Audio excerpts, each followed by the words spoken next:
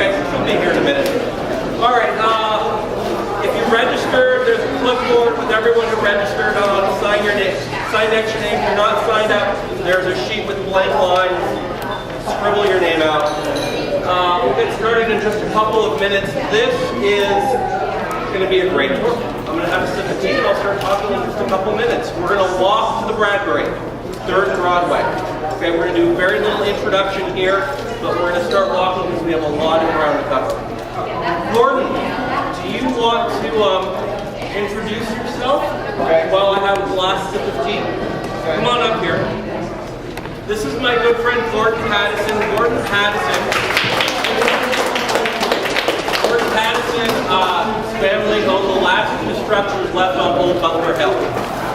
The salt box and the castle. So Gordon, just to get us in the film noir mood, you want to talk about the castle, which is featured in the Robert Aldrich film Kiss Me Deadly? Yes, it was. 1954, Kiss Me Deadly was filmed there. I remember it. I was 9 years old. I thought that was the coolest thing in the world. It was like having a movie star in our family. And I didn't see the movie until many years later, but I'm very happy that we have that, because who knew then that that's all we'd have left to remember the castle by. But it is featured beautifully at night in its noirishness, because they kind of lit it up. And if you remember those old Victorian buildings, they were all angles and things, and so there were lots of shadows that looked mysterious, and they had all of the lights above the first floor turned off, so all the rooms were dark. And but they go up to the front porch, and you can see the stained glass doors beautifully there. They go into the entrance, and there's a shot going up the main stairway, and it shows very well and very prominently. And I was astounded when I saw the movie some years ago. They used the right address. They used 325 Bunker Hill Avenue. I was just astounded. So I'm very pleased about that. But yeah, Bunker Hill was used a lot in those noir movies in the 40s and 50s and even into the 60s. Cry Danger, yeah. Was used very prominently by filmmakers of B-movies, noir movies here in Los Angeles. Which is wonderful, because as Jim Dawson can tell you from his book. Come on up. No, Jim, come on up.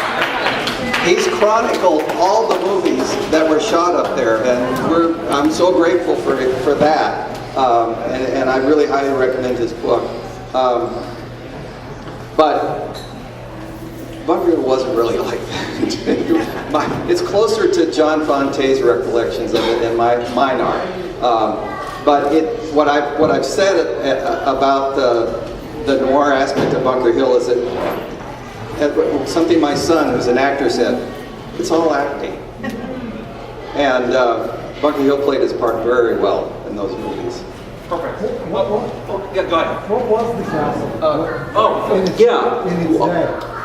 Yes, hold on. Yes, you'll answer that, and then Jim Dawson, don't leave, because I want you to give us a quick rundown of major noir films filmed on Bunker Hill. And Gordon, answer the question, what is the castle? The castle was a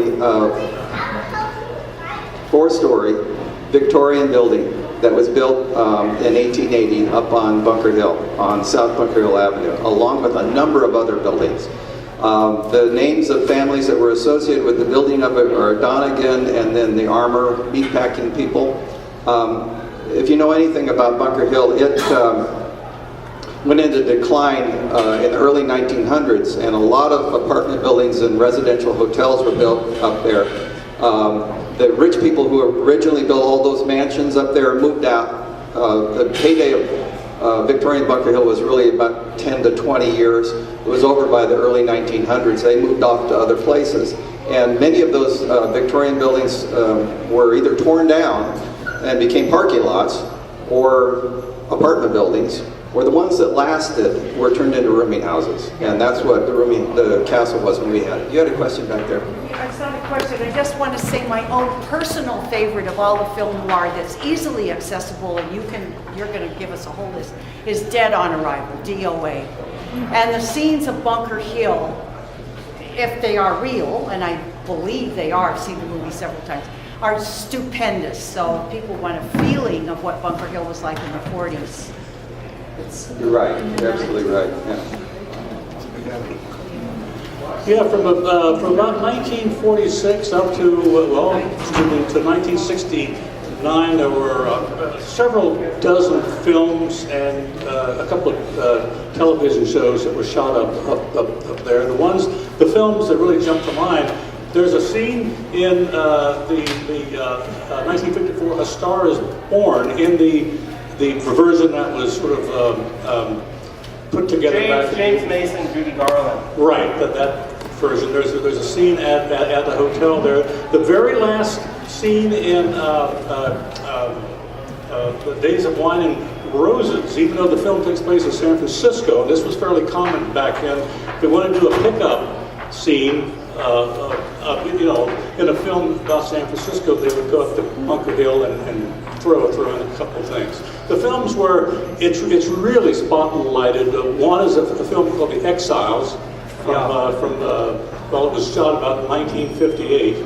There's a film called Angel's Flight, extremely hard to find. Extremely hard to find. 1964? Yeah, that came out about 64. It was shot a couple of years earlier. Crisscross with Burt Lancaster. There's a couple of great scenes.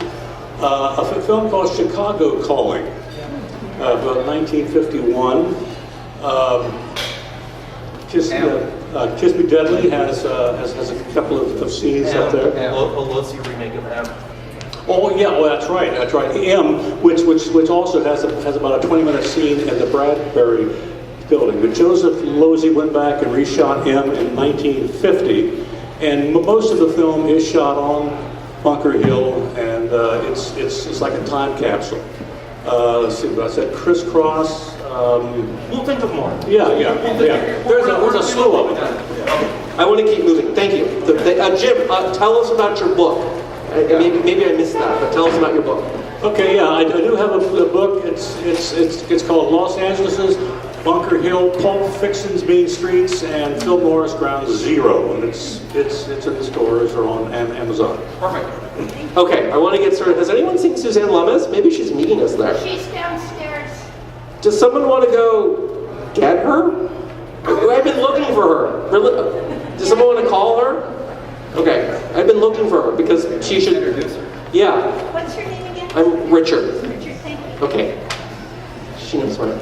Okay, this is the fifth, not the last, but the last of this year, fifth in a series called Broadway on My Mind. This is a walking tour I started about 5 months ago to get people onto Broadway and looking at it. Broadway is a really important street. It is a district on the National Register. That means every building, almost every building, from 3rd Street down to 9th Street has federal protection for landmarking, which, as Hitler said as he invaded Poland, is simply a piece of paper.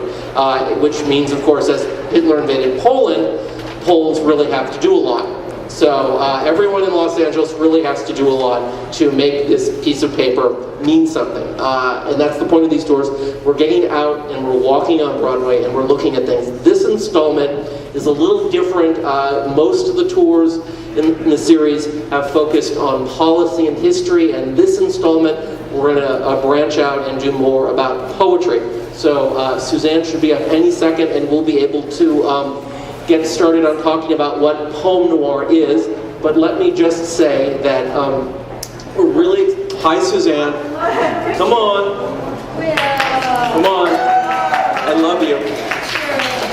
My name is preservationist historian in all of Los Angeles. Don't go anywhere. You're going to tell everyone what Poem Noir is. All right. Okay? Just go. I have to drop my purse to do this. All right. Some of you have seen some black and white, low-budget crime movies that came out of the 40s and 50s. Usually they were billed as the B movie. The very first one, around 1944, Double Indemnity. I'm out of breath because at my age I don't do as well running up the stairs as I used to 30 years ago. All right, last one maybe, around 1957, Touch of Evil.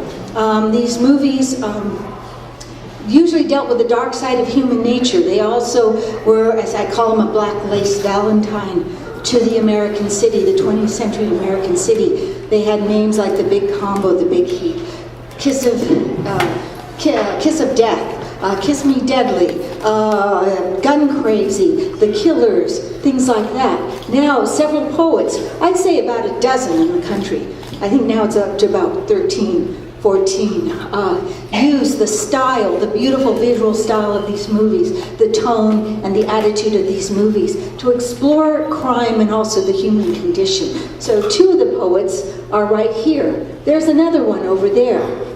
Brendan, you're one of 14 more poets in the country. The tone of these poems is detached, cool, sometimes rather witty.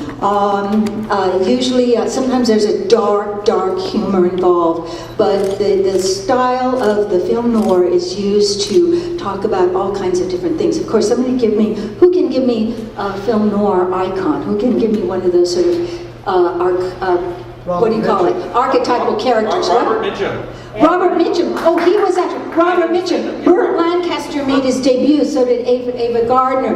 Barbara Stanwyck, of course, in Double Indemnity. But also there was the femme fatale. There was the hard-boiled lone wolf detective. And then there was the hero. And then there was the gun moll. And then there was the gangster and so on. So these certain archetypal figures keep reoccurring. So that is the poem noir, and you will hear 3 of them today.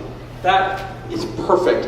Is Brendan and Carl want to come up and just say hi, or it's Brendan? And Carl is an actor who's going to be performing. Is Carl with us? Carl, where's Carl? This is Brendan. Brendan, please introduce yourself. I'm Brendan Constantine. I'm a poet and teacher based here in Los Angeles, and really looking forward to where this day is going to go. And pleased that you are here and that you are so many. Oh, yeah. And here, my friend, Mr. Weintraub. That's me, and I've got a mouthful of stuff that's going to come flying out in a second. Mostly, I act. I have a theater company that performs around Los Angeles for young audiences, and I had a chance to do stand-up on noir movies on stage 3 years back. The most fun I've ever had in my life. But this is the first chance I get to read one of these noir poems. All of us are reading poems that are not our own on this occasion. Right. You're all reading poems that are not your own, and that's fine. Everyone here wants to hear what you guys want to read. Okay? We're all here. All right. I want to get everyone... Okay. 30 seconds of just wrap up. Richard, 30 seconds of hashtag. Oh, yes. Every time we start this tour in the series, I remind everyone, if you're using social media, use the hashtag Broadway on my mind. Okay? Because again, this tour is part of an ongoing series to raise consciousness about Broadway. The city wants to destroy Broadway. The Broadway Master Streetscape Plan was funded in Tony Villaraigosa's final days, and Phase 1, Strategy 1 is supposed to be implemented, and there's a lot of problems we have with Broadway. It's a really important place. We're going to the Bradbury Building, and we're just going to celebrate this beautiful legacy that still exists in a couple of buildings, 19th century buildings, at the corner of 3rd and Broadway. So hashtag Broadway on my mind. We're going to leave now. We're going to walk up to 3rd and Broadway. There are several blocks. We're going to stop at 5th Street, and I'm going to talk for just a couple of minutes. I see your question. We're going to talk for just a couple of minutes about the corner buildings there, and we're going to stop at 4th Street for just a couple of minutes and talk about the corner buildings there. There are lots of buildings. I can't answer every question on the walk up Broadway. There's so much. We try and do walk. We're going to try and do a couple more tours early next year where we focus on just a single block and answer questions. It's incredible. Section 106 is the name of the report that the CRA of Los Angeles compiled on the history of buildings on Broadway. So if you go to the Bring Back Broadway site and look for Section 106, you can download a 400-page PDF of buildings on Broadway. So there's a lot of information. So we're going to leave, and we're going to try and wrap this up by about 4:15. So we're going to walk up to the Bradbury. We're going to do a poem. We're going to do an introduction to the Bradbury. 4 important people who saved the Bradbury Building over the years from fire and disaster and bankruptcy. And then we're going to walk through Grand Central Market to Angel's Flight. And Gordon Pattison, you are going to read a piece on Old Bunker Hill. Well, okay. Yeah, you're going to read a piece. Yeah, we'll get to that, Gordon. Walk back through Grand Central Market and back into the Bradbury, and we'll wrap up with 2 poems there. And a little bit of history in between. Okay? Sound good? Okay. Yes, question. 2 questions. One is, can we get the information that was generated out of the previous walks? And also, the problems that you're seeing with the Bring Back Broadway plan, where are those available? Okay, if you go to, everyone has a flyer. Yeah. On the flyer is the Lava Transforms website in the inside top left, lavatransforms.org. If you go to the Lava Transforms website, one of the menu bars is Broadway. Click on that. That will take you to a landing page that has the thesis and concern of why I started this tour and videos of every previous tour we've done. Oh, great. So it's all there. Perfect. And everyone go downstairs. I'll meet everyone in front of the building in 2 minutes. I'm going to just throw this stuff on the elevator. Hey, Suzanne. Are we just gonna walk? Yeah, we're just gonna walk. Let's walk. Harrius, you want to bring up the rear? Just till we get to 5th Street? Oh, sure, I will. Thank you. All right, let's go. All right, we're gonna walk to 5th Street. Okay? We're gonna walk to 5th Street and stop. All right. Okay, let's go. We're gonna walk to 5th Street.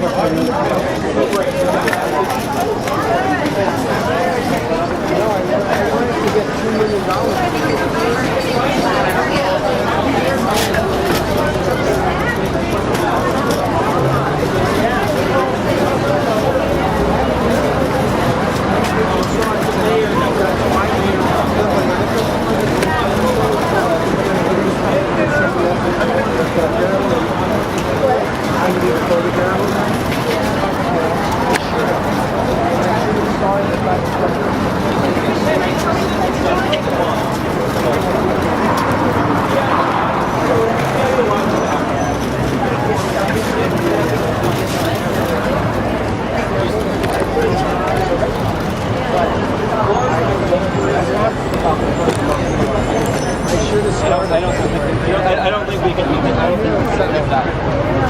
They've done such a great job about they've really all the class.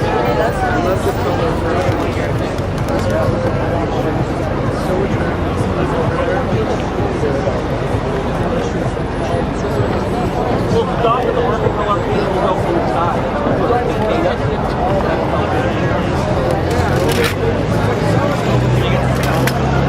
Thank you.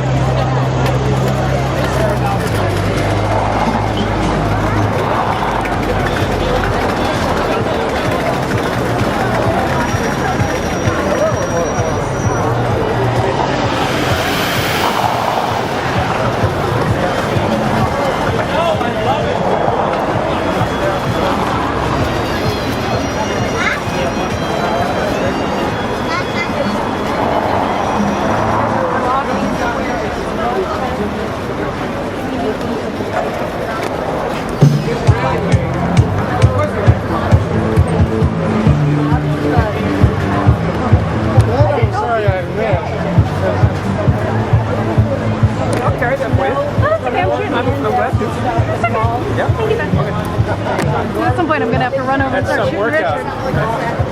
Quite. This thing's a baby. Let's just go inside here for a second. This building is too good. Let's just go inside for a second. Perfect. We'll just go inside here for a second. This is a great building. We'll go inside here. Think about it. That's only like.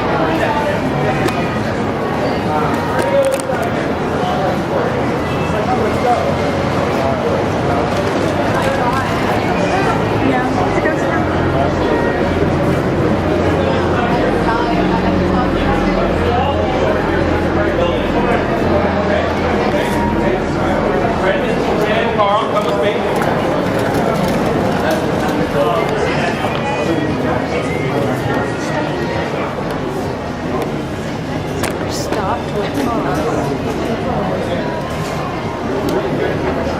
Okay.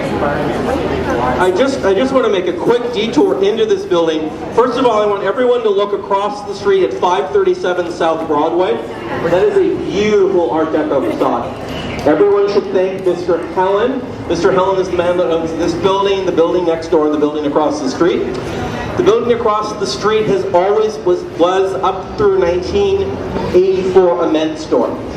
And in 1957, the clothing company celebrated its 75th anniversary, and they restored this facade. So it's just a really rich history. I want to keep walking, but as we walk out, you can see just from inside here, does everyone see this beautiful glazed terracotta tile with the wall unit columns that just cover the entranceway? As we walk out, look up. This is one of the most ornate facades of terracotta tile made by Gladys McBean in downtown Los Angeles. It's absolutely a stunning example of what glazed terracotta production in Los Angeles County in the 1920s was. This building is 1924, and it's an absolute gem. And I just wanted to take a second because it's so wonderful in here. We're going to look at a lot of buildings. Most of the buildings we're going to see on our walk up are from the teens or the 20s. That's when these two great building booms on this block were. So let's keep walking up to 5th Street, but everyone look up as we walk out and look at this beautiful arched terracotta facade.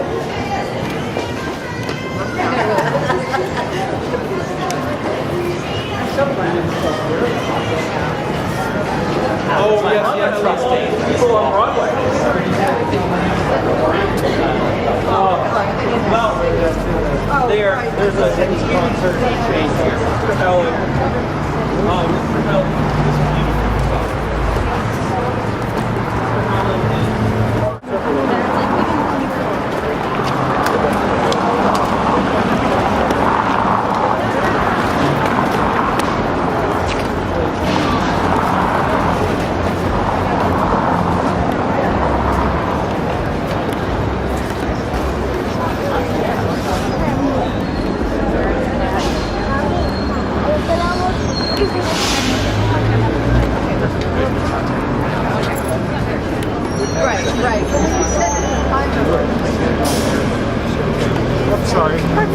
Everyone, come on closer.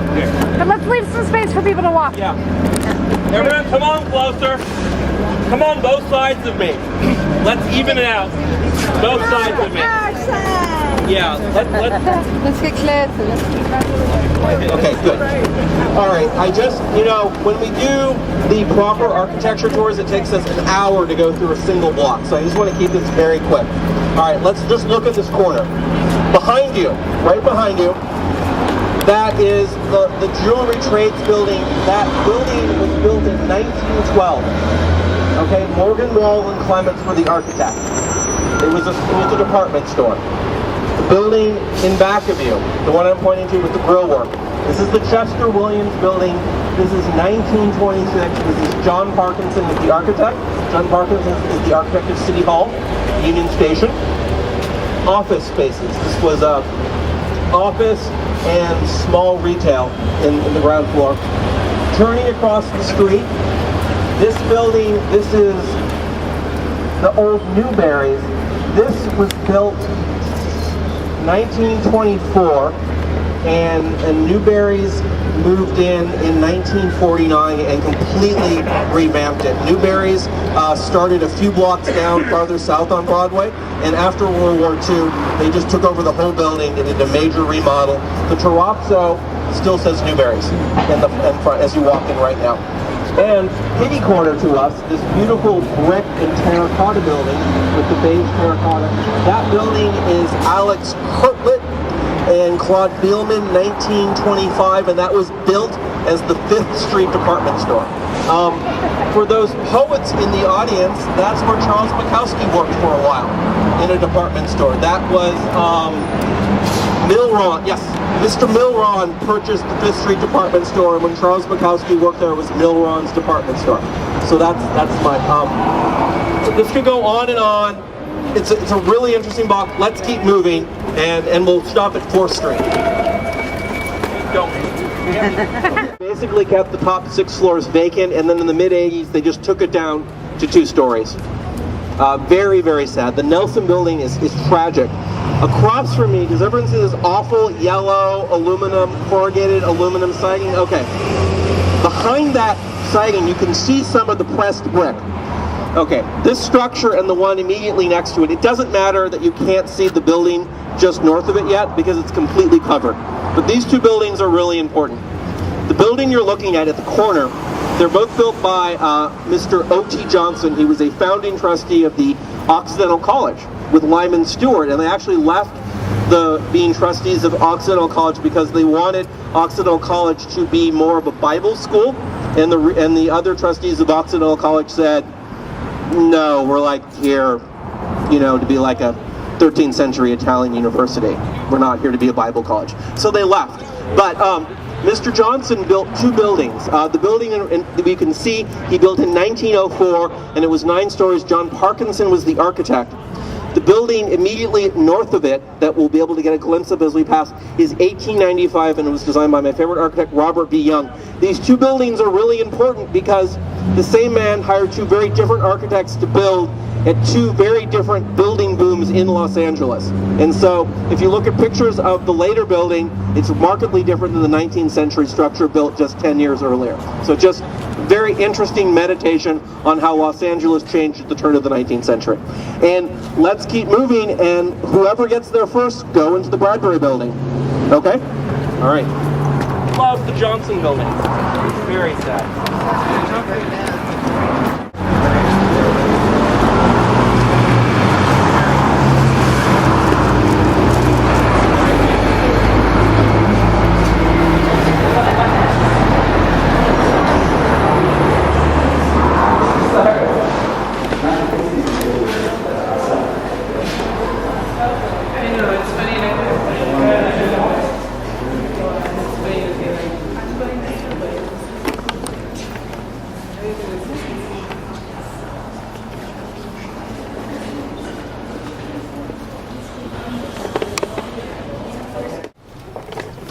I want to quickly get to Brendan reading, but before we do, we've covered a lot of territory between here and the old Shaver's Cafeteria, so I just want to attempt to demarcate that space.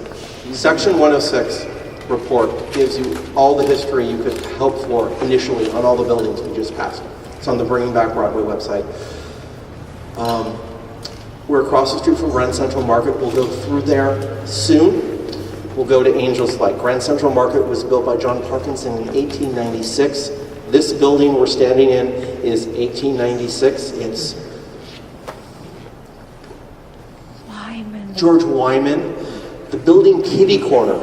As we leave this building, look kitty corner to the Pan American Building.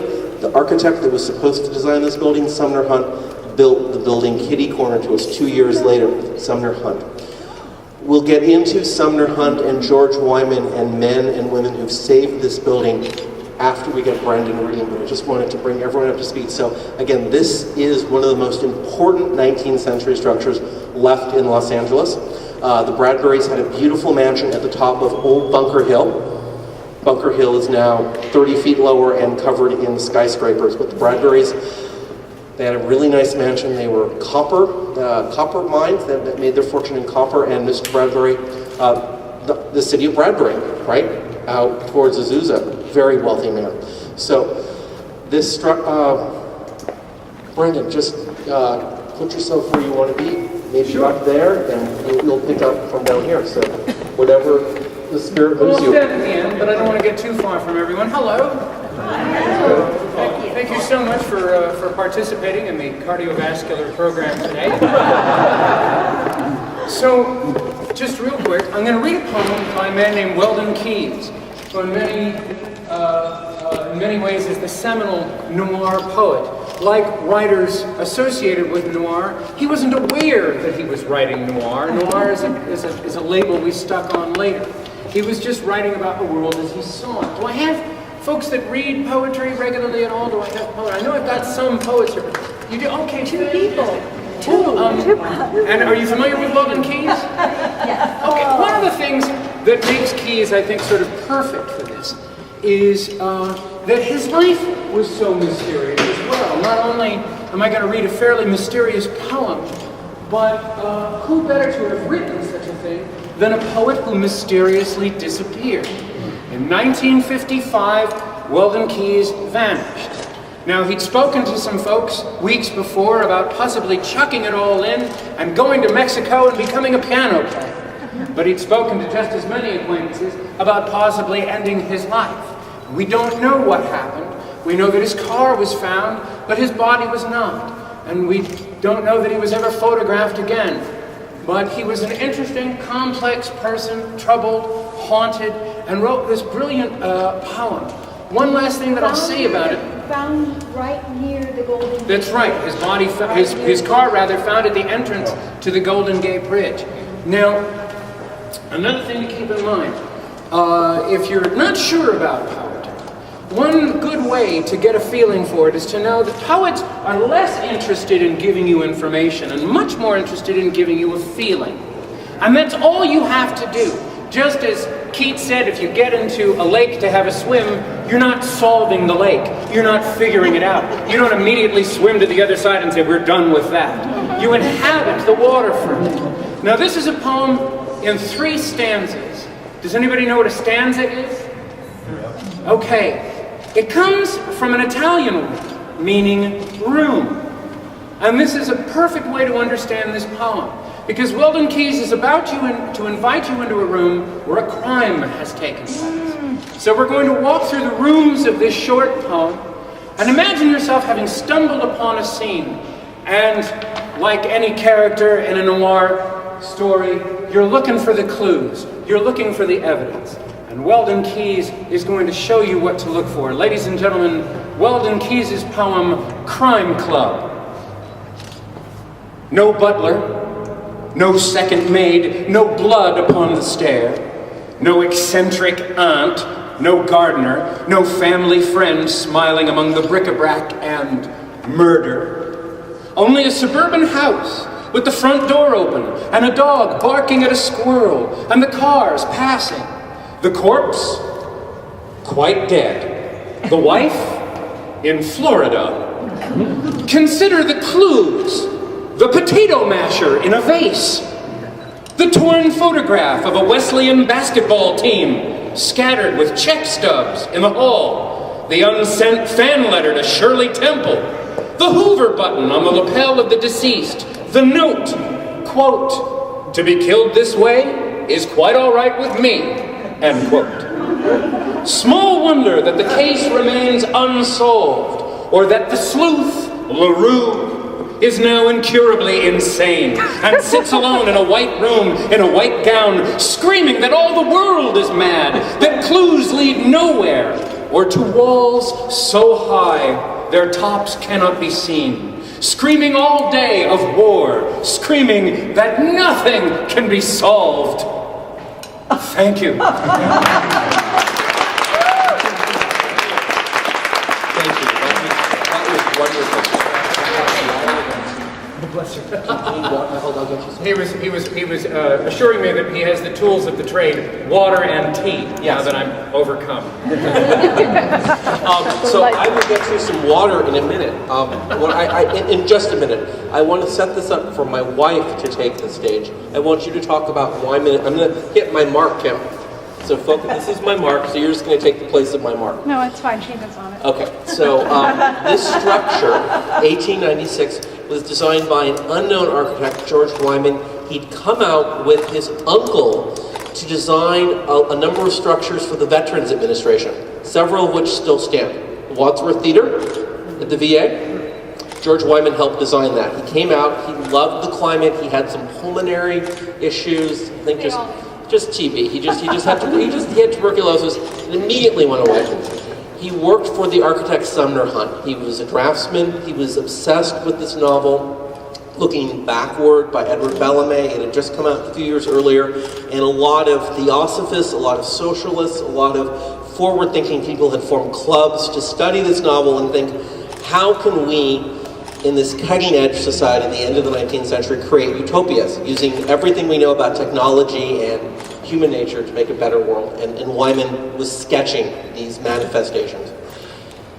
Sumner Hunt's client, Mr. Bradbury, kept giving checks to Mr. Hunt and was unsatisfied with the drawings. He walks past Mr. Wyman's desk, sees Wyman doodling, and is quite taken and says, I want to give you the commission to build my building at the corner of 3rd and Broadway. You have nothing to be afraid of. Your boss is not going to get the commission. So whether you say yes or no, it doesn't matter. Your boss won't get the commission. And Kim will let you take it from there. Does anyone here know who Forrest J. Ackerman is? You know, and oh yes. This is a Forrest J. Ackerman story, and if you never had the opportunity to call the number Moon Van, 213 number, and visit the Acker Mansion in the hills of Los Feliz, I pity you. He was the super fan of science fiction, and a native Angelino, an extraordinarily delightful man. He would pinch you on the bottom if you were a girl, but it was furry pinching. It wasn't offensive in the least. At least I didn't find it so. He was the grandson of George Wyman, and when people would go to the Acker Mansion, some people wanted to see Dracula's ring, or they wanted to see props from various King Kong things, and I would always sidle up to Forrey and say, would you tell the story about your grandpa and the planchette and the Bradbury? And he'd get out this sort of crummy looking piece of paper that had been photocopied 8 or 9 times, and he'd tell the story about how George went home having had this meeting with Mr. Bradbury, and he was very frightened because this was an enormous commission and he was not an enormous architect, he was a young trainee. And so he did what all good Angelinos would do at this time, which is to consult the dead. It's true. Everyone talked to dead people. They all had dead relatives, and dead relatives would help you out a lot. You can have one if you want. So they got around the table and they got the Ouija board out, and they got the planchette and the pencil, and they said, hello, dead relatives, what should we do about this commission? And the planchette began to move, with all their hands upon it, and it said, take Bradbury, you will be, and everyone was so excited, take Bradbury, you will be, in penciled script, take Bradbury, you will be, gibberish. Gibberish. The dead were screwing with them, as they do. If you had the Anne Vorhag lecture today, you know this. But then someone walked around the table and looked at it, and it actually was upside down. Take Bradbury, you will be successful, which is actually quite hard to read in script upside down. So he took the commission, and extraordinarily enough, this thing, which was considered one of the biggest dumps in Los Angeles in the 1950s, which stunk of chickens, apparently. I don't really know how. I think because there were so many fabric concerns here, there were a lot of feathers, a lot of stuffing going on.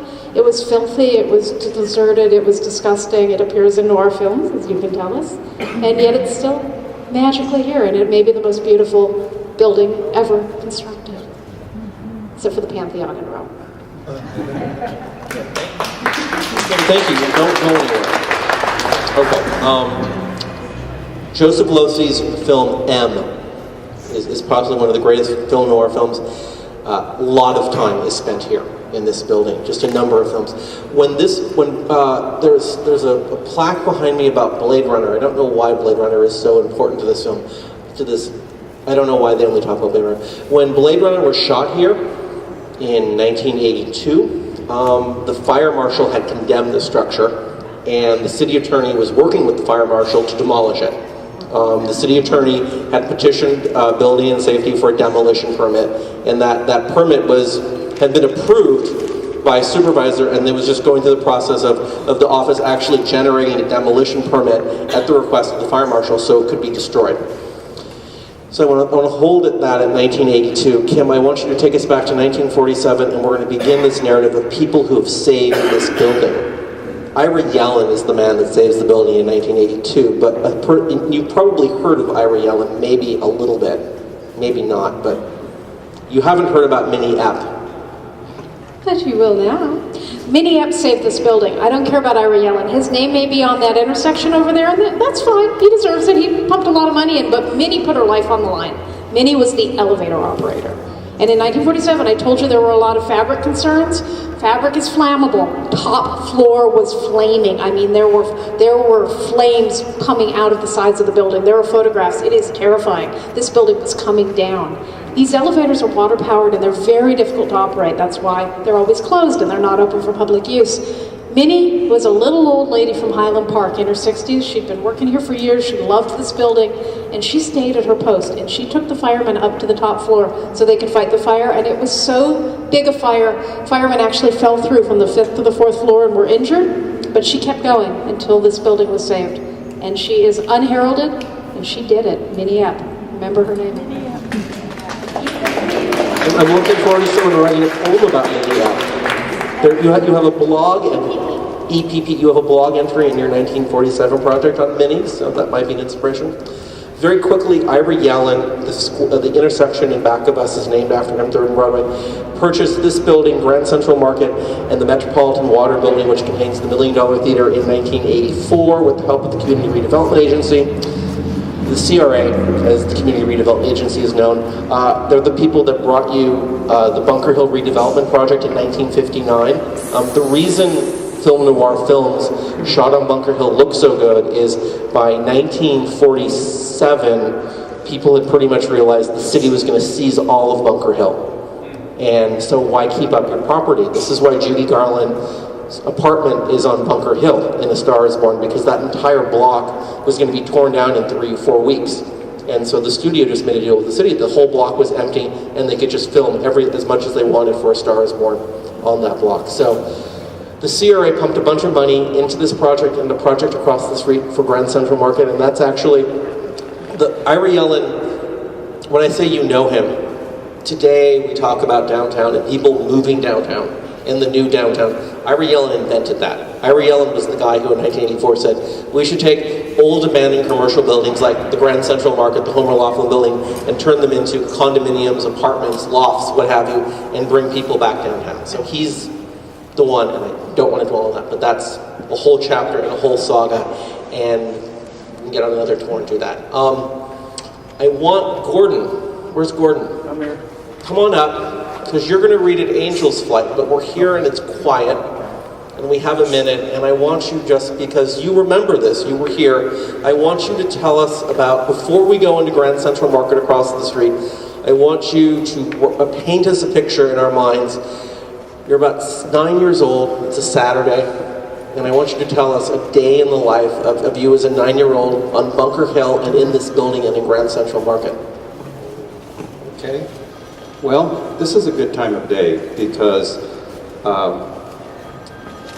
the Grand Central Market was a place where many of the people who lived up on Bunker Hill, and there were thousands of people who lived up there, they were low income, working families, working people, people who worked down here, downtown, a lot of elderly people who were called pensioners in those days, but really today we call them the elderly poor who are scraping by on Social Security.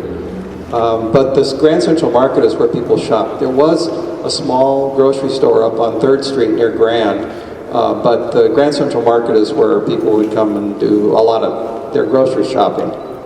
And they came at this time of day on the weekend because that's when you could get the best bargains.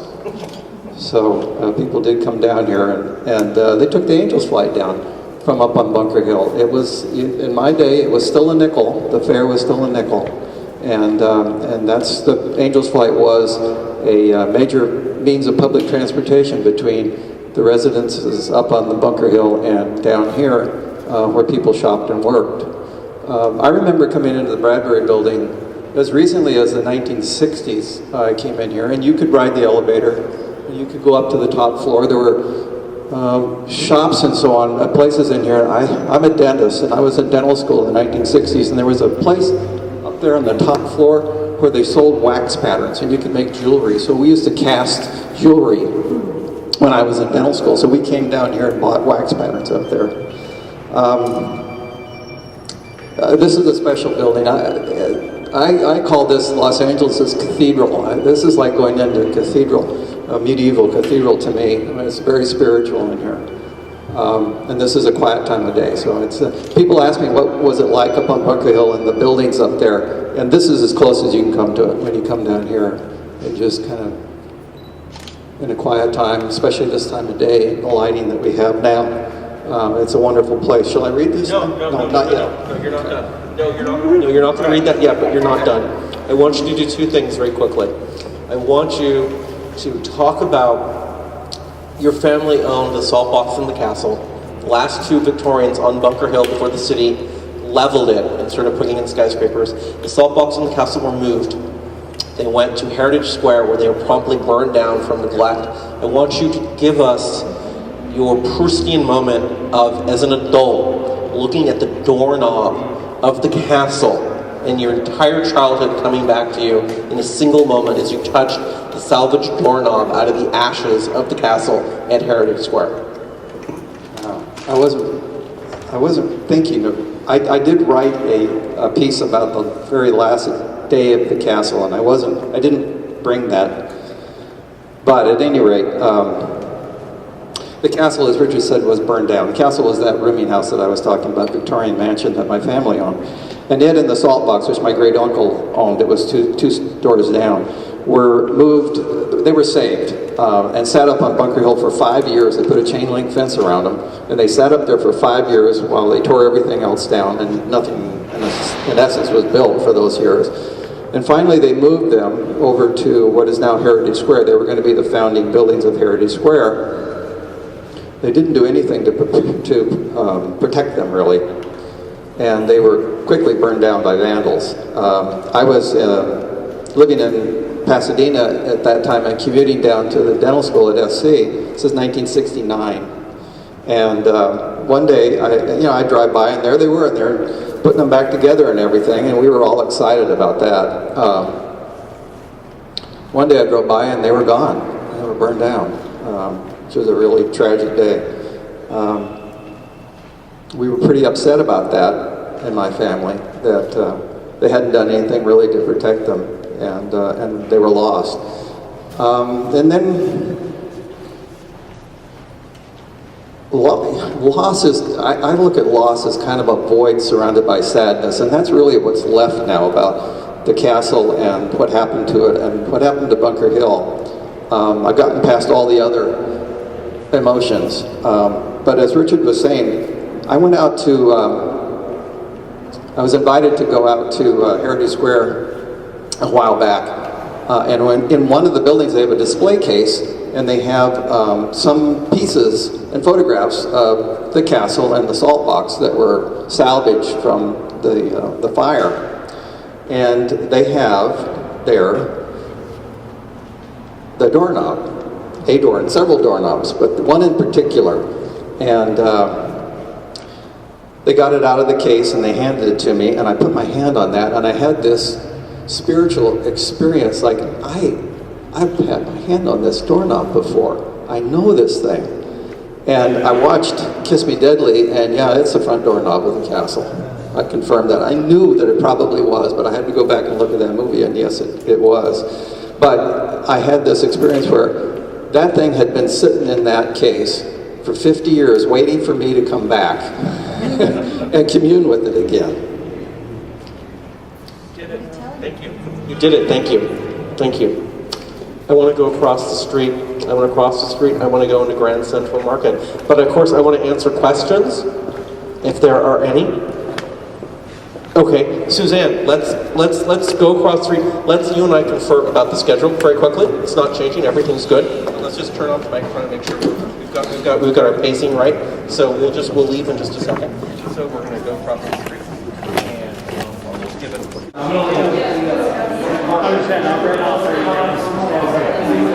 Oh, wait, you did? Okay, you want to when we get back? Will you do it? Okay, awesome. I told Richard. Ricardo? Ricardo, there's now a poem about Minnie Epp that will be read on the return. Yes, excellent. There's a lot to talk about. Excuse me. Oh, I'm sorry. Pardon me.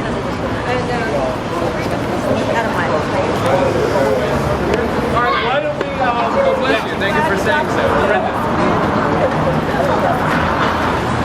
Isn't he fun?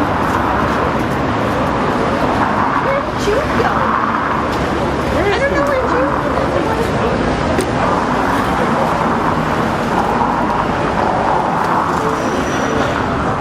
Perfect.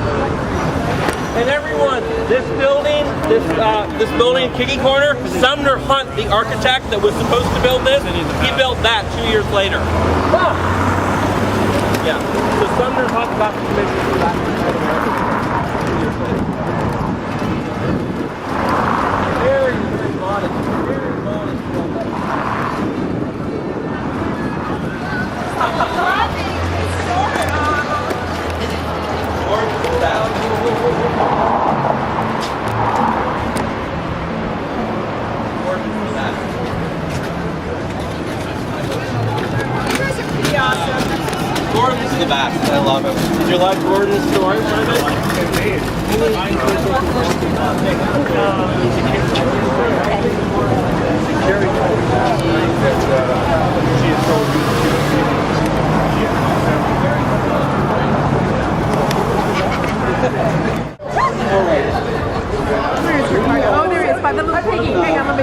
Poem Noir Los Angeles. Grand Central Market, 1896, John Parkinson, the man that built the Memorial Coliseum, the man that built City Hall, Union Station, very important architect. This is one of the first fireproof, seismically reinforced structures in the city of Los Angeles. It's a very important 19th century building. This is the building that Ira Yellin, the guy that bought the Bradbury Building in 1984, said, people want to live downtown. They want to live downtown. I want to take this empty 19th century office building which has a thriving market and I want to convert it to residential. And he did it before there were any laws. And everything you see downtown with live, work, play, whatever, all those holy grails that are unattainable, Ira Yellin started it. The $1 Million Theater is next door to us. This is the Metropolitan Water Building. This is 1924. Yes, this is where William Mulholland had his offices. So this is the real life Chinatown. Yeah, this is where the Los Angeles Water Department had its offices. The $1 Million Theater was Sid Grauman's $1 Million Theater. It literally cost in 1918 $1 million to build. And Sid Grauman would build two more, the Metropolitan off of at Pershing Square at 6th and Hill in 1925, 26. Earlier, because Egyptian is 25. Between 1918 and 1925, Sid Grauman built one more giant movie theater downtown, and then he moves to Hollywood. So Broadway was where people used to build movie theaters, and their whole tour is about that. I want to get through this market. I very quickly just want to walk through this market, which I think is one of the great public spaces in Los Angeles. So let's just walk through. Oh, go ahead. Can you invite people to notice the terracotta bison heads? Sure, of course. The greatest terracotta in downtown LA. Okay, Suzanne correctly wants me to point out the terracotta facade of the $1 Million. The bison heads at just at the cornice level are really spectacular. We were talking about terracotta at the Mercantile Arcade building that we walked into. This is just another great example. Gladdy McBean was the premier production plant for terracotta in Southern California, and all great terracotta in downtown is Gladdy McBean, and they have all the molds still. They throw nothing out. So if you wanted to, you could do all this again. Gladdy McBean's in Lincoln, California. All their archival stuff is in Central California. So let's walk through the market. And then come back on the other side? No, we're gonna walk through and we're gonna stay there. And then come back. Oh, we're gonna come back. Okay. We're gonna do a poem over there. Oh, okay. Yes, good. Yes. Fancy. We're in the Metropolitan. Yeah, that's right. Oh, it is.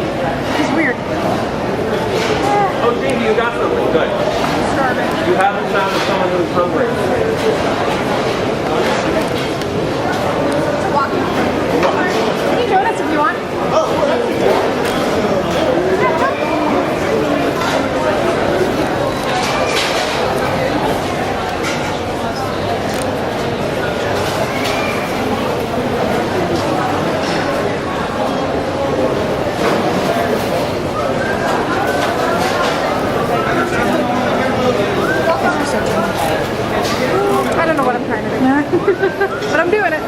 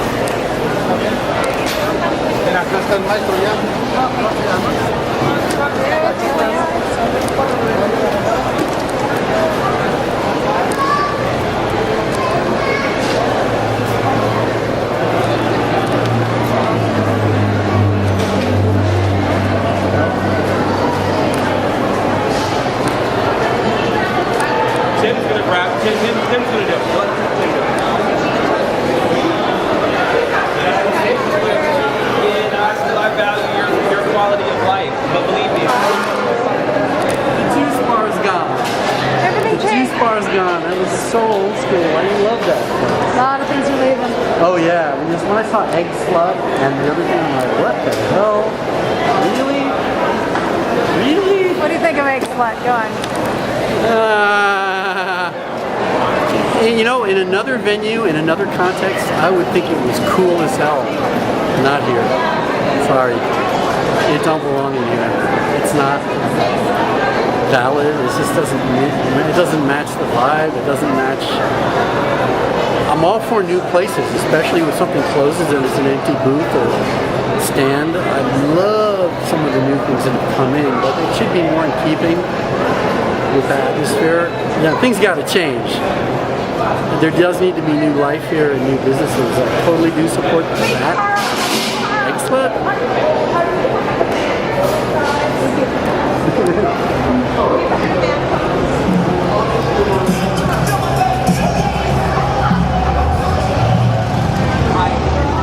know that we haven't had any serial killers yet, and we have been talking about film noir. So Kim, you're gonna have to do that. What? Who? Third Street. What's his name? I'm going to remember it in Steven a Nash. second. I have to introduction. Brendan correctly brought up the notion of swimming in a lake. I could talk for 5 hours about the space we just walked through and Broadway, the street we just walked up, but the whole notion of, as a pedestrian, swimming through these spaces is really important. Baudelaire talked about it. It's just the whole notion of the Flâneur and immersing yourself in this. This is what interests me in downtown, and these emotional experiences we have as we walk through these 19th century spaces and these activated streets. So I'm glad we're able to do this as a group. It really lends an incredible amount to it. Gordon, come on up. We're still going to cross the street, but Gordon, I want you to set up what is behind us. I want you to explain to people about the relocated Angels Flight, Olivet, and Cyanide. All right. On? Yes, on. Yeah. If you watch noir films that depict Angel's Flight, it's not there. It's over there. It was at the corner of 3rd and Hill, where the 3rd Street tunnel goes through. So on about half of the course of Angel's Flight, the track went along the precipice of the cutout of the tunnel. So the track was elevated up off the ground, and there was a clay street went right underneath it, and there were people and cars underneath it. And I tell people it was the greatest thrill ride in Los Angeles for a kid that was 5 years old. But it was always, no matter how old I was, it was a great thrill ride because those cars look like they're on a single track. They look like they're going to hit head on, and at the last second they swerve past each other. And if you've been on Angel's Flight, you know that it's a pretty, not rickety, but it makes a good jolt when it changes and the track goes around. So if you're in the car on the north side going downhill, it looked like you're going to get launched off over the precipice onto the street down where the tunnel was. And I always say all that adventure for a nickel. It only cost a nickel. Perfect. We're going to cross the street and you're going to read your piece about Angel's Flight. So hold on. Kim, it's at this point, because we haven't talked about death or anything on this film noir walking tour yet, that you're going to talk about murder and the 3rd Street tunnel and Angel's Flight. So again, Angel's Flight for the longest time was at 3rd and Hill, half a block up. And Kim, I want you to tell us about Steven Nash and his predatory expeditions on the 3rd Street steps at the foot of Angel's Flight. I'm a crime historian. I live and breathe this stuff. I know the worst people in the world intimately. Steven Nash scares the hell out of me. He is so evil. The things that he did, the last thing he did, the reason we know his name is that he picked up a little boy under the pier in Santa Monica, took him out and played all the games on the pier, threw the baseball at the milk bottles, and the lady behind the milk bottle counter said, "Your son throws real good," and he said, "Yeah, I'm real proud of him." Then he took him under the pier and he stabbed him to death. He's an evil, evil man. But before he took this little boy out, he was here in Bunker Hill preying on the old and the poor and the drunk. And this is in the late 1950s. By the way, just parenthetically, after James Ellroy, the novelist's mother, was murdered, his father decided it'd be a really good idea to give him a book written by Jack Webb about notorious Los Angeles crimes. So when Ellroy was, maybe 11, 12 years old, he's reading chapters about this man.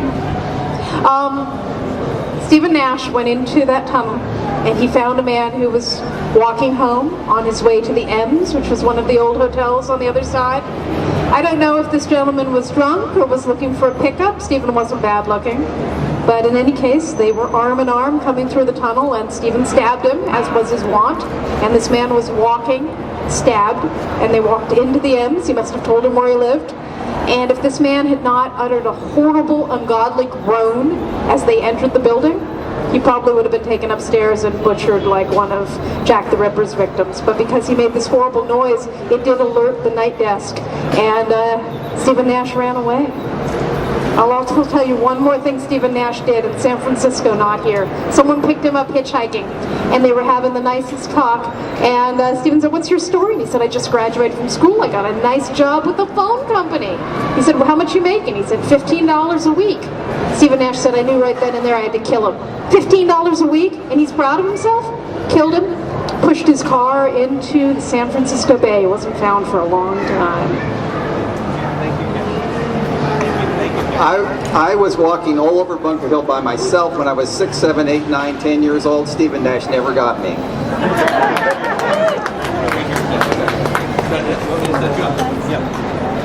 No, right here. Oh, right here? Yeah. Okay, I will. You want me to introduce you? Yeah, I think everyone knows who you are.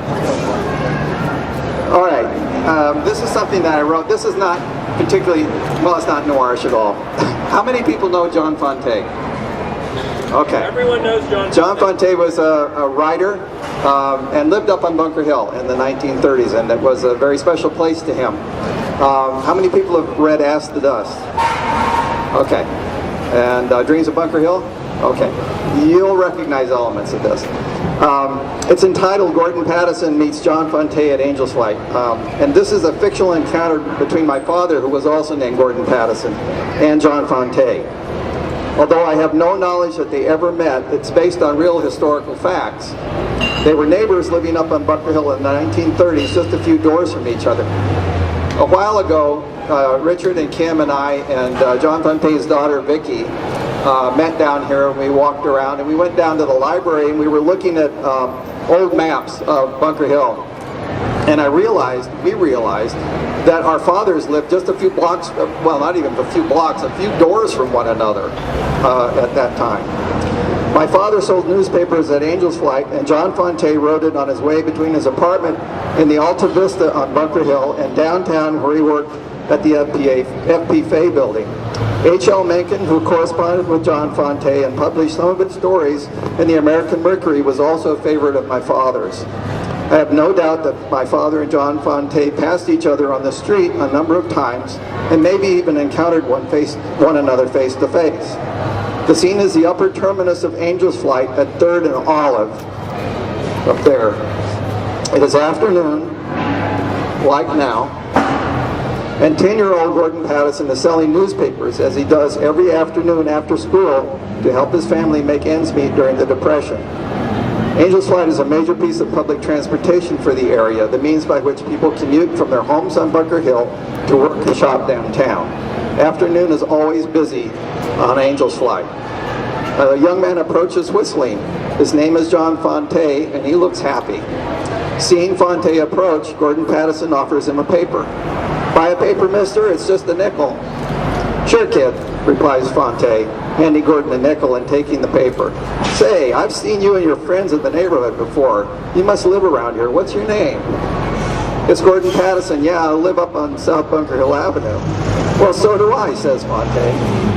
"That means we're neighbors. Here's something for you, Gordon."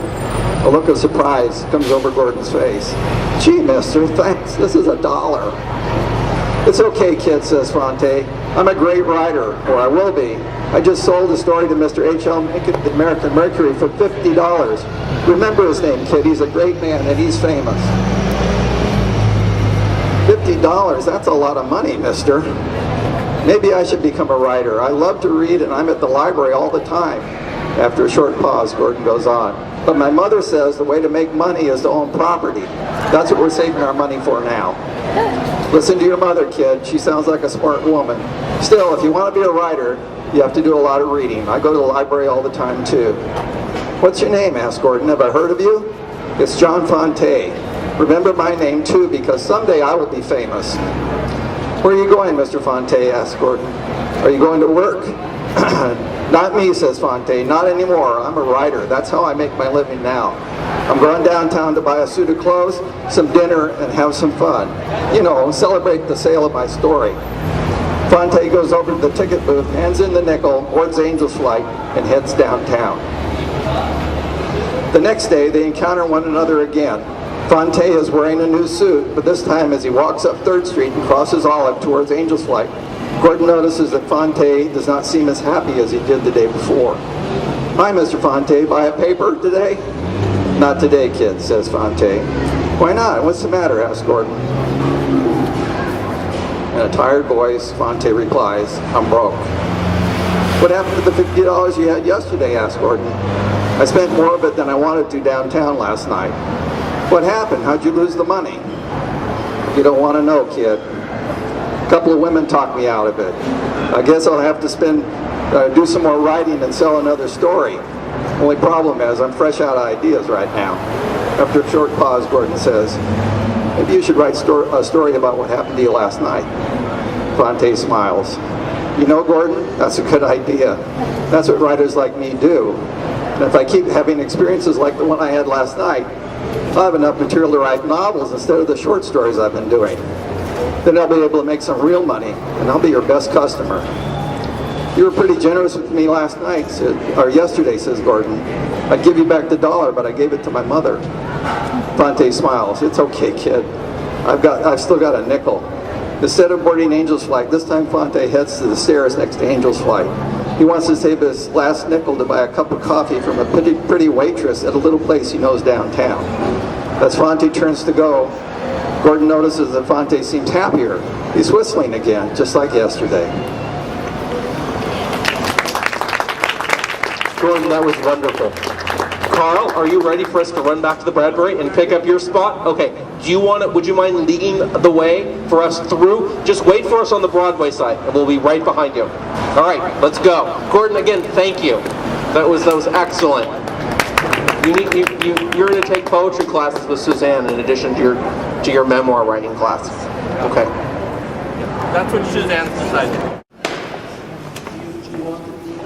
And now everybody on the tour has a history with the Bradbury Building, because you can say, not only have I been there, I've been there twice.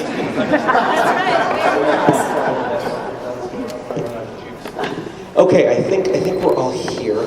So Suzanne, do you want to introduce Carl for me? And you two are gonna bring us home. Our tag team poets. So Carl is best known as an actor. He's done quite a bit of television. If you IMDb him, some of you know what I mean by that. IMDb, do I have that right? It's internet, no, it's INDB, no. Internet database. Internet movie. Whatever it was, whatever, I got it right the first time. He has done several things, but also he's very well known around Los Angeles as the founder of a theater troupe that does theater for young people called We Tell Stories.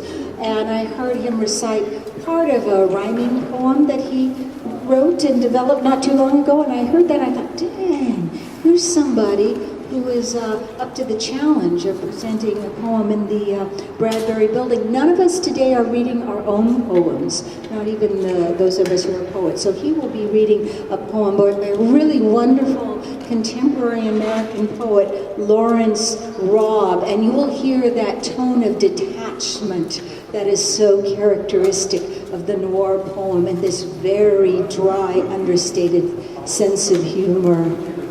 Here you go.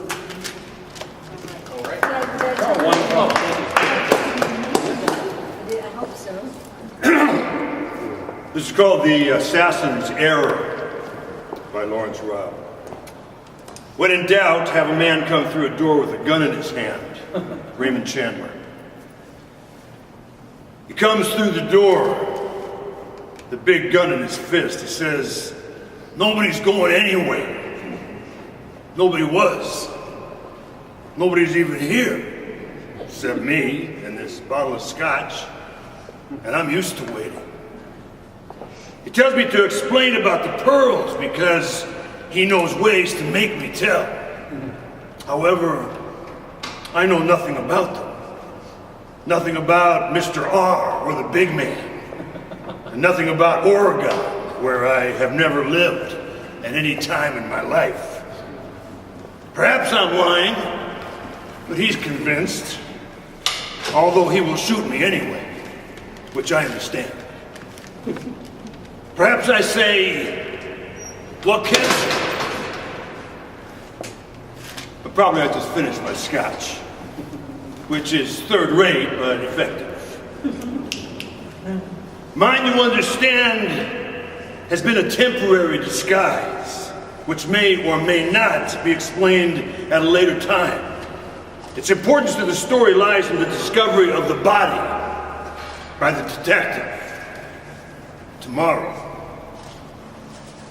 I also turn up 3 chapters from the end as a doctor, where I can be trusted even less than now, when I still have this death to get through. There must be connections, I tell him. There always are. And it's smart to leave the witness silent. Get the job over, get out of town. The gun wanders around the room. Listen, I tell him, anything can happen. But this could be the fatal error. You don't know any more than I do. The long tube of the silencer turns towards me. I consider the finger on the trigger. The sound like somebody coughing upstairs in an old building. And now the single bullet suspended in the air between us. You could ask, but what did I expect? And I would have to say, only this. Nothing but this.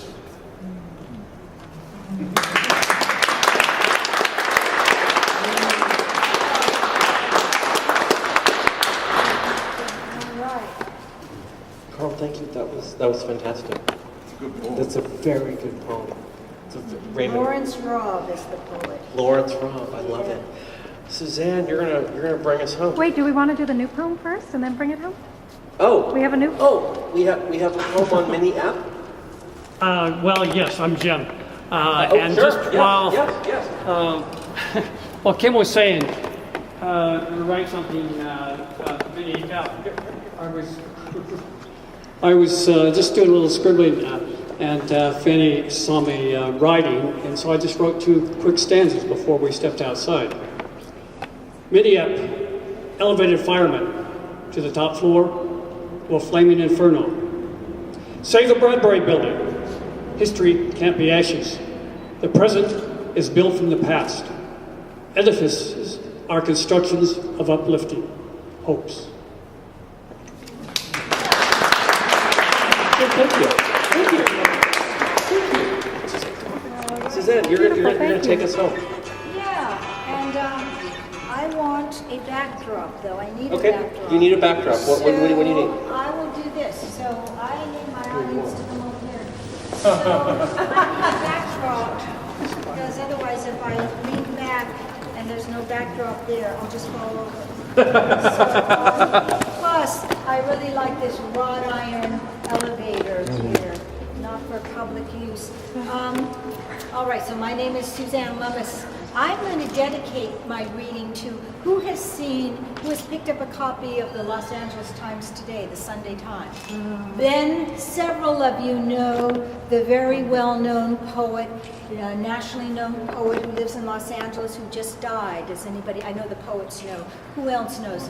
Wanda Coleman. Yes. Wanda Coleman was 67 years old, and the news has rocked the Los Angeles Poetry Mon. And if you haven't yet seen the Sunday Times Today, do pick it up, because we were just commenting, very rare, like never, does a poet make the first page of the Los Angeles Times, so, or any paper, or anything. So I'm dedicating this to Wanda, and then this will be, let's see, and then you can be the official holder of my dark glasses, and I wish I had a salary to pay you for that task. I left the salary at home, I'm sorry. I'm reading a poem by Lynn Emanuel, a poet who's about the same age I am, and I admire her writing very much. Now, you must imagine that what if you're a crime writer? In order to write a crime novel, it is very important that you must create a character who dies. Somebody's got to die. Or it's just not a crime. I suppose it could be a shoplifting crime novel, but that's not so interesting. But what if your characters refuse to die? They just won't. Every time you try to kill off the character, it kind of slips away from you. It escapes.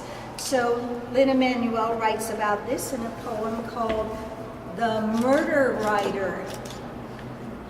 The living teetered at the edge of a cliff. Below the living lay the lake, that slick black plate of water, and just behind them purred a car as dark and hollow as a hearse. I dipped my pen into that inky place. I sat behind the windshield of my face. The cloudy brow of night was furrowed in concern, because the living did not seem to know that they were being stalked by me. Night after night I tried to nudge them into the water, the path of the train, or my own oncoming speed. But they were always busy. The woman in red waxed and waned, smoldered like a mine fire just beneath the surface of the page. And the woman in white was always asleep inside the simple moonbeam of herself. The car was ready, and the cliff. The moon was a drop of mercury that rolled back and forth across the night, and beside the black vat of reservoir I had planted witnesses like flowers in the rubber pots of their galoshes. I sat and smoked and lingered. Inside me a murder soaked and ached like a lake behind a dam. I was waiting until the world was on my side and would turn itself murderous for my sake. Lynn Emanuel. Woo!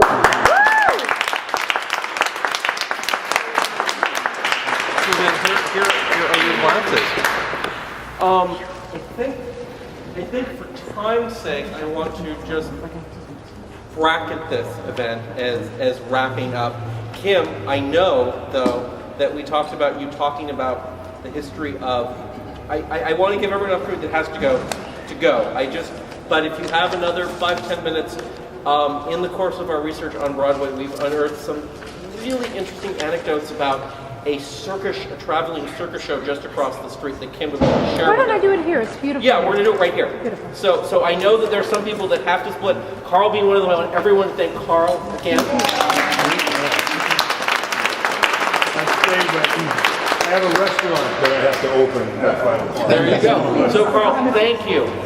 I want to thank everyone that has to go. I want to thank everyone for coming. Suzanne, Brendan, thank you. This has been wonderful.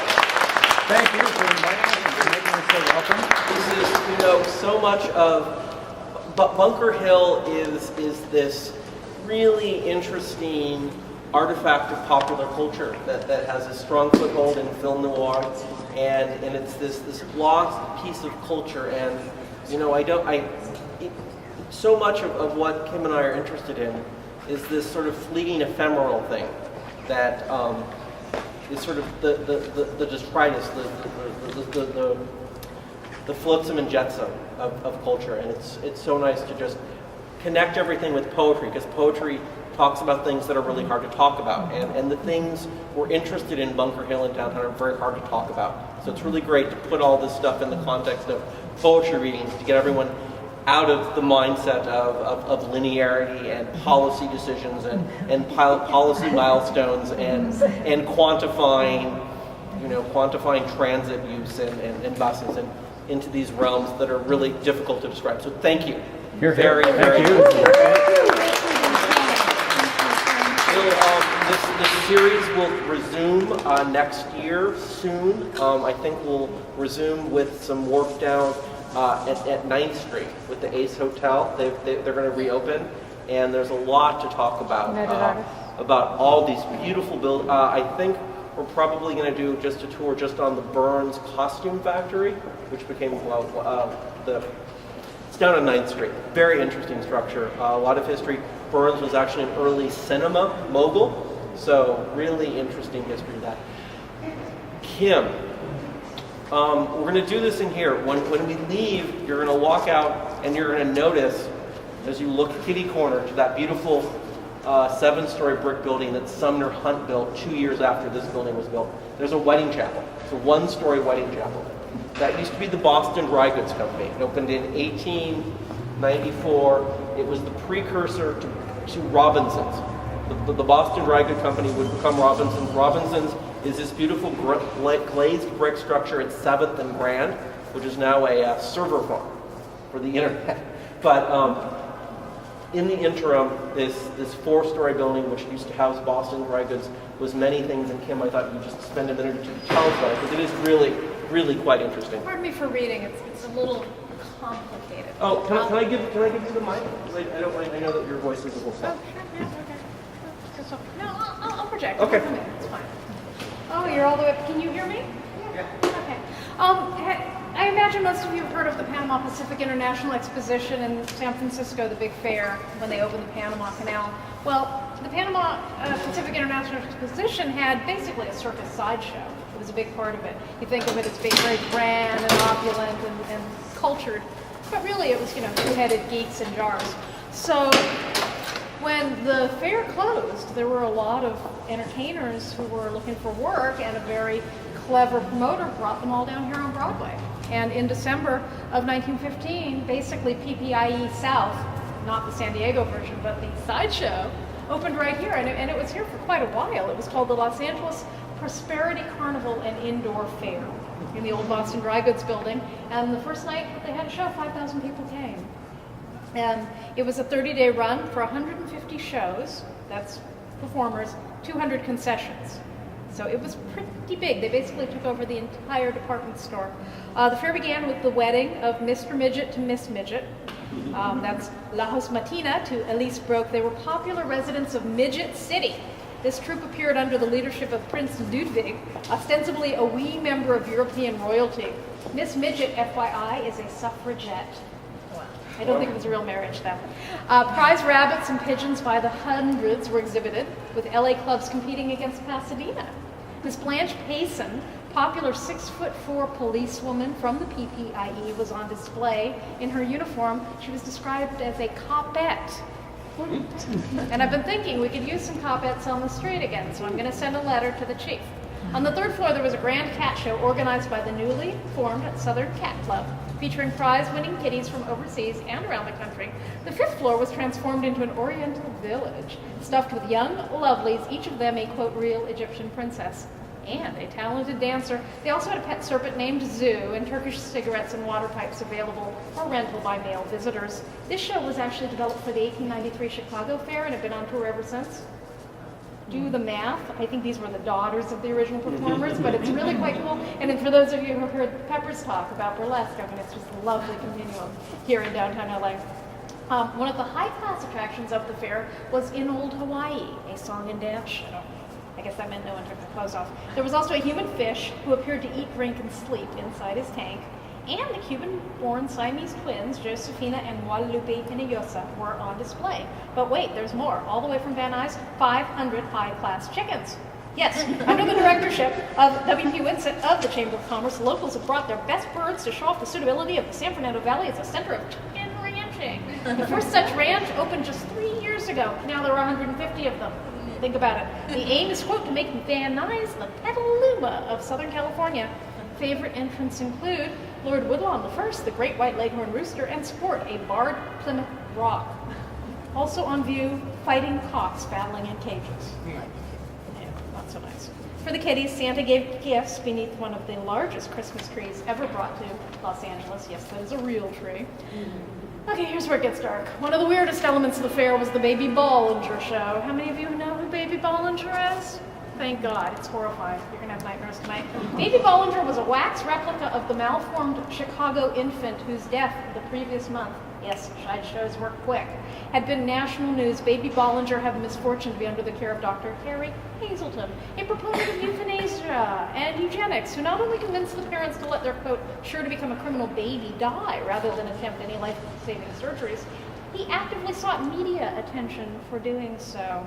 The controversy over the Bollinger case led to an ethics complaint against Hazelton, who would later star in an autobiographical pro-eugenics film called The Black Stork. I've been unable to find this. It appears to be a lost film. If anyone finds The Black Stork, please contact me immediately. There will be a prize. Also featured daily performances by Princess Winona with her miniature Wild West show, fresh from the PPIE. Princess Winona, born Lillian Smith, would be on her piebald pony Rabbit. She was a star marksman in the 101 Ranch Wild West show and had appeared with Buffalo Bill Cody dating back to the 1880s. Do the math. Her almost certainly fictional backstory was that her mother was kidnapped by Sioux Indians, and Lillian was the result of a liaison with Crazy Snake, a chieftain. She was of Indian ancestry, yes, but not from the plains. She was actually born in Colville, near the California-Nevada border. At age 7, she got her first rifle and became the terror of the Yosemite bird population. In her teens, she joined the Buffalo Bill Troop and played to crowds of up to 200,000 in Staten Island, New York. She was billed as the California Huntress, champion girl rifle shot, and the California Girl. And a prize of $10,000 was offered to anyone who could outshoot Princess Winona, and they say no one ever claimed that prize. She had a great rivalry with the much better known Annie Oakley, and Annie began lying about her age as Princess Winona became famous because they were in enormous competition. In 1887, both women performed in England on the same bill. At a special performance for the Queen, Victoria rose for the first time in her life to salute the American flag. She was very impressed with these young lady shooters. While in London, Oakley quarreled with Bill Cody and left the show, which left Winona the sole lady star sharpshooter. That was until Oakley and Cody made out, as of course they did.